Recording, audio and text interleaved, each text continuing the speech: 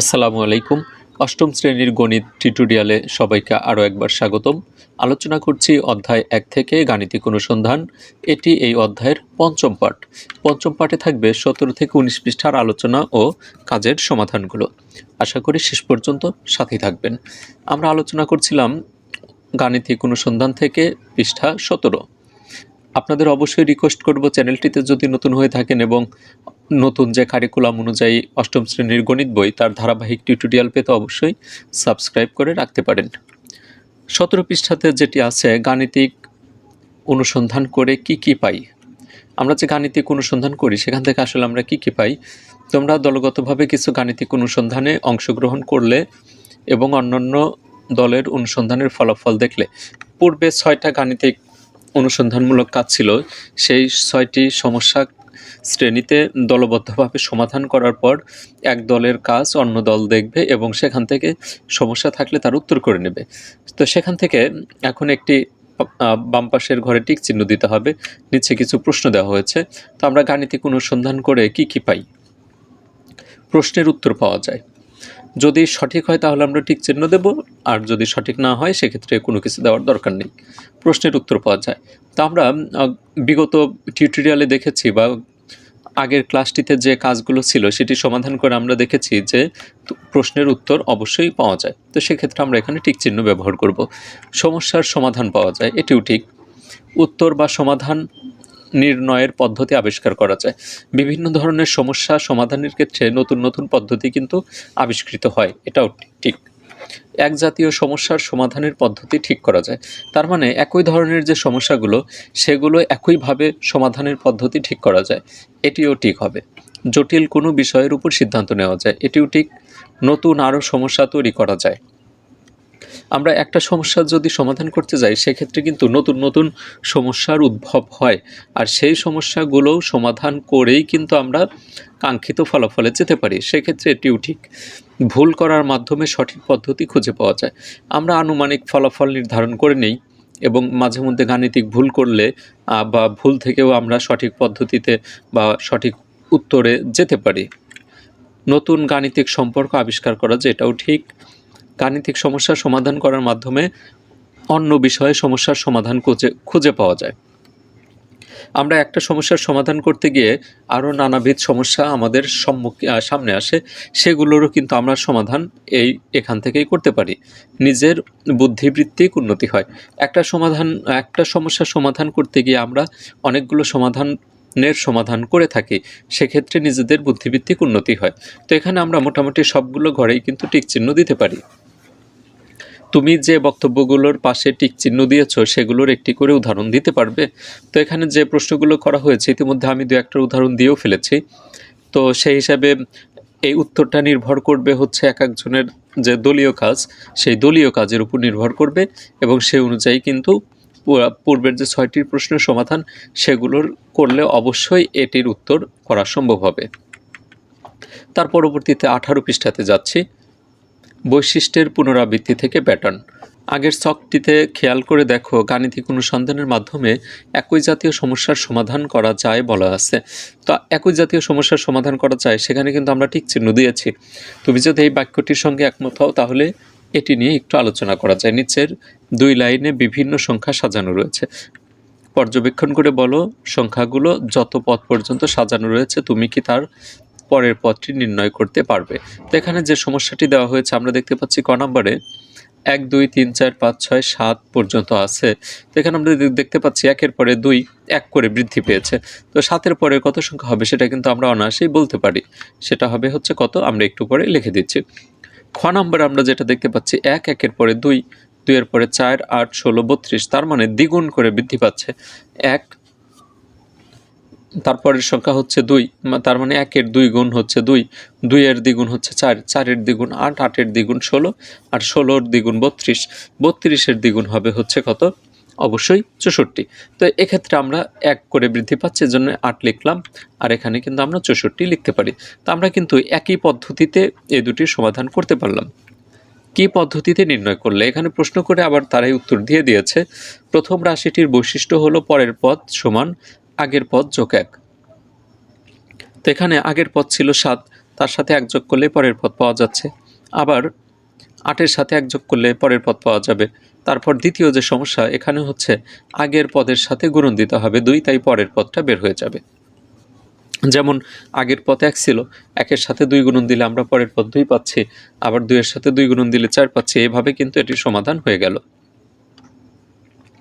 তাহলে যে কোনো গাণিতিক রাশির বৈশিষ্ট্যটি যদি তুমি ধরে ফেলতে পারো, তাহলে ওই রাশি বিষয়ক যে কোনো সমস্যায় সমাধান করতে পারবে। এই বৈশিষ্ট্যের পুনরাবৃত্তিকে আমরা প্যাটার্ন বলে থাকি। তো এখানে আমরা একটা সংজ্ঞা পেলাম যে প্যাটার্ন কাকে বলে, অর্থাৎ গাণিতিক সমস্যা সমাধানের যে পুনরাবৃত্তি, সেই পুনরাবৃত্তি মূলত হচ্ছে প্যাটার্ন। গাণিতিক অনুসন্ধানের অন্যতম একটি কাজ হলো কোনো গাণিতিক সমস্যার বৈশিষ্ট্যের পুনরাবৃত্তি বা প্যাটার্ন আবিষ্কার করা। অর্থাৎ আমরা যখন কোনো গাণিতিক সমস্যার সমাধান করব, সেক্ষেত্রে তার ভিতরে আমরা একই ধরনের বা সামঞ্জস্যিক বা পুনরাবৃত্তির কোনো প্যাটার্ন পাই কিনা সেটা আমরা খুঁজে দেখব, এবং সেই অনুযায়ী কিন্তু আমরা সমস্যার সমাধান করতে পারি। তারপরে চলে যাচ্ছি গাণিতিক অনুসন্ধান থেকে প্যাটার্ন আবিষ্কারের আরও একটি মজার উদাহরণ দেওয়া যাক। তো এখানে ফিবোনাচ্চি নামক এক গণিতবিদ রয়েছে, ইতালীয় গণিতবিদ। তিনি কিভাবে প্যাটার্ন তৈরি করেছিল সে সম্পর্কে এখানে আলোকপাত করা হয়েছে। চাইলে এটা আপনারা একটু বিস্তারিত পড়ে নিতে পারেন। ইনি হচ্ছে ফিবোনাচ্চি।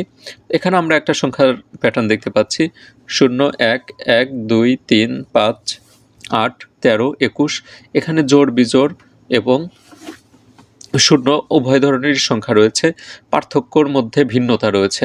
প্রথম পার্থক্য 1, কিন্তু 1-এর থেকে আবার 1, এখানে কিন্তু কোনো পার্থক্য নেই।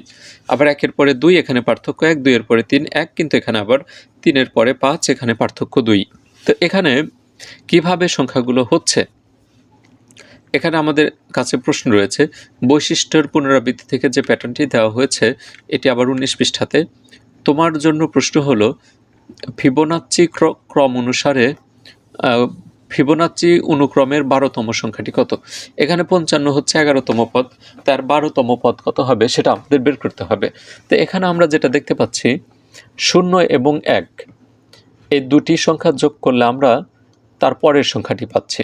আবার 1 আর 1 যোগ করলে আমরা 2 পাচ্ছি। 1 আর 2 যোগ করলে আমরা 3 পাচ্ছি। 2 আর 3 যোগ করলে আমরা 5 পাচ্ছি।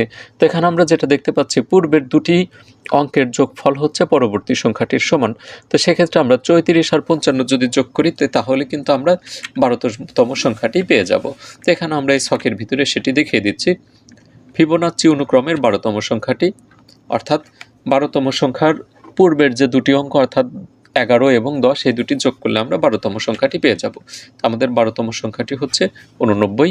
হিসাবটা আপনারা চাইলে মিলিয়ে দেখতে পারেন।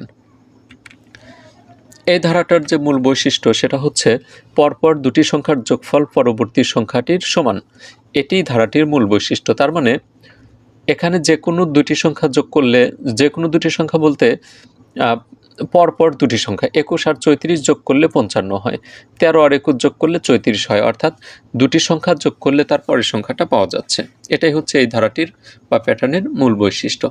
আমরা পরবর্তী আলোচনায় চলে যাচ্ছি একক কর্মপত্র।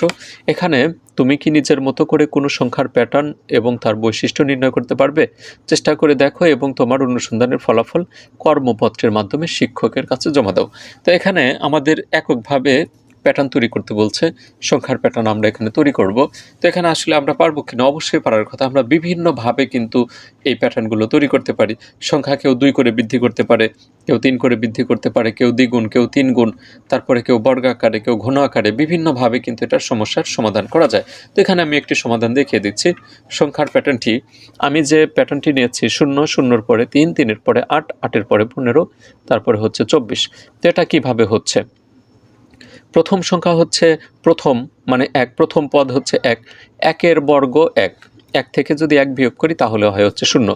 তারপরে দ্বিতীয় পদ মানে হচ্ছে 2, 2-এর বর্গ হচ্ছে 4, 4 থেকে 1 বিয়োগ করলে 3 পাই। তারপরে তৃতীয় পদ, তৃতীয় মানে হচ্ছে 3, 3-এর বর্গ 9। তো এখানে কিন্তু আমি সেইভাবেই এই প্যাটার্নটি তৈরি করেছি। এটার যে বৈশিষ্ট্য, প্যাটার্নটির প্রতিটি পদের মান পদের বর্গের চেয়ে 1 কম। তার মানে পদের যে মানটা থাকতেছে বা সংখ্যাটা আছে, সেই মানটা কি হবে? যততম পদ ওই পদকে বর্গ করে সেখান থেকে 1 বিয়োগ করতে হবে। যদি 10তম পদের মান বের করতে বলে তাহলে 10-এর বর্গ 100, 100 থেকে 1 বিয়োগ দিলে বের হবে হচ্ছে 99। এটাই কিন্তু এই প্যাটার্নটির মূল বৈশিষ্ট্য। কেন খুঁজবো প্যাটার্ন? আমরা প্যাটার্ন এই জন্যই খুঁজবো, প্যাটার্ন খুঁজে আমরা অতি সহজেই যে কোনো সমস্যার সমাধান করতে পারি। যেমন যেখানে 1 নম্বরে বলা হয়েছে 50-এর 5% কত, বা 50-এর শতকরা 5 কত। আমরা এখানে বিভিন্নভাবে এটার সমাধান করতে পারি। এখানে আপাতত আমি এইভাবে দেখিয়ে দিচ্ছি যে 50 এর জন্য গুণন চিহ্ন ব্যবহার করেছি, আর 5% মানে হচ্ছে 100-র 5। তো এখানে 50 আর 5 গুণন করে হয় হচ্ছে 250, আর তাকে 100 দ্বারা ভাগ দিলে আমরা পাই হচ্ছে 2.5। এভাবে কিন্তু আমরা এটার সমাধান করতে পারি। আবার এখানে 2 + b হোল স্কোয়ার, তো এখানে আমরা যে বীজগণিতীয় সূত্র জানি সেই অনুযায়ী এখানে আমরা যদি লিখি square plus 2ab plus b square, এইভাবে কিন্তু আমরা পাই। তারপরে ক্যালকুলেশন করলে আমরা পাই 4 + 4b প্লাস হচ্ছে b স্কোয়ার। এখন এখান থেকে যেটি বলা হয়েছে, সমস্যা দুটি সমাধান করতে তোমাদের নিশ্চয়ই তেমন কোনো কষ্ট হয়নি, হবার কথাও না। প্রথম সমস্যাটিতে 50-এর জায়গায় 500 আর 5-এর জায়গায় 25% থাকলেও তোমার সমাধানের পদ্ধতি একই হতো, অবশ্যই একই হতো, কারণ 50-এর 5% আমরা যেভাবে করেছি 500-র 25% সেই একই প্রক্রিয়ায় করতাম। আবার দ্বিতীয় সমস্যাটির ক্ষেত্রেও তাই, 2-এর জায়গায় a আর b-র জায়গায় যদি 29 থাকতো তাহলেও কিন্তু সমাধান একই পদ্ধতিতে হতো। তো এখানে একই জাতীয় সমস্যার সমাধানের পদ্ধতিকে আমরা সূত্র বা ফর্মুলা বলে থাকি। তো এখানে একটু আলোচনা আপনারা একটু পড়ে নেবেন। আজকের টিউটোরিয়াল মূলত এই পর্যন্তই থাকছে, 19 পৃষ্ঠা পর্যন্তই। পরবর্তী টিউটোরিয়ালে চেষ্টা করব নতুন কিছু নিয়ে হাজির হবার জন্য। সে পর্যন্ত সবাই সুস্থ থাকুন, ভালো থাকুন। আল্লাহ হাফেজ।